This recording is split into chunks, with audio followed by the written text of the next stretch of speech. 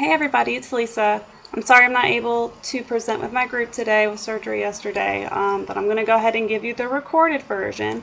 And I'm chewing gum, my throat is real dry still from the tube, so I'm very sorry if you can't hear me or understand me for that reason. But we had respiratory distress syndrome, and I'm going to give you the medical interventions as well as the nursing interventions. And we're going to start with the medical interventions. The first one is going to be the exogenous surfactant that they're going to give the baby. They can give this in a synthetic form or they can give it in an animal form, believe it or not. And this just helps the lungs breathe easier. It helps those alveoli open and close. So it's very good in helping the lungs to develop and make it a little bit easier for the baby to breathe. The next medical intervention would be oxygen. They're already having trouble breathing. You want to make sure that they stay at adequate oxygen levels. They can get this oxygen through a nasal CPAP, a vent, any way to keep their oxygen levels in an adequate range so that the other organs are being oxygenated as well. On top of the oxygen, you want to give fluids. We learned in class that when you oxygenate something, you want to perfuse it as well. So we make sure that all of our organs are being oxygenated and perfused, not just our lungs. The one thing with fluids with the baby is you want to make sure you don't put them into fluid overload. If you're already having trouble breathing, you don't want to put fluid on top of that. It's just going to make it that much harder, which is why on my next slide I'll explain to you why you want to do strict dinos. The next thing is going to be feedings.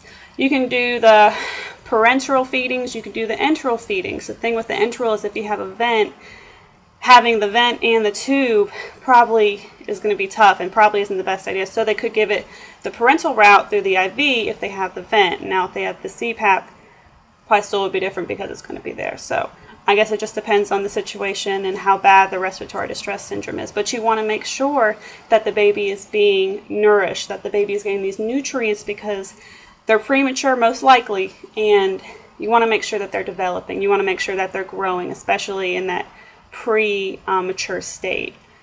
The next thing we're going to go over is nursing interventions, and the first one we have is just maintaining your vents and your nasal CPAPs in whichever way the baby's getting oxygen.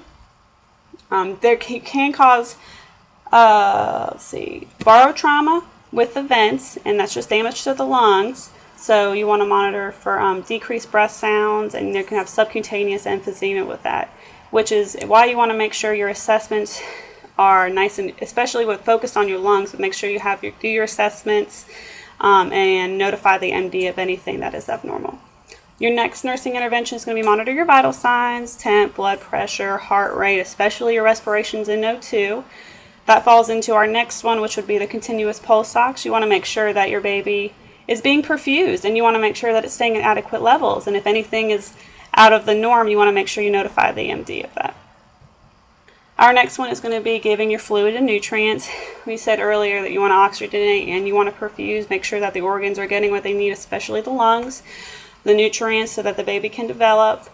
Usually from what I read, until the lungs are a little bit more developed and can handle the breastfeeding and the formula and that sucking that they do, then they'll progress to that later. But we still want to encourage our moms to breastfeed or pump if they want to. We want to monitor the fluid intake, like we said. We want to monitor what goes in. We want to monitor what goes out because we don't want any pulmonary edema from having too many fluids because we don't want to put problems on top of the problems that we already have. And the last one is going to be emotional support. We want to remember that when we have an infant as a patient, we also have the family as a patient.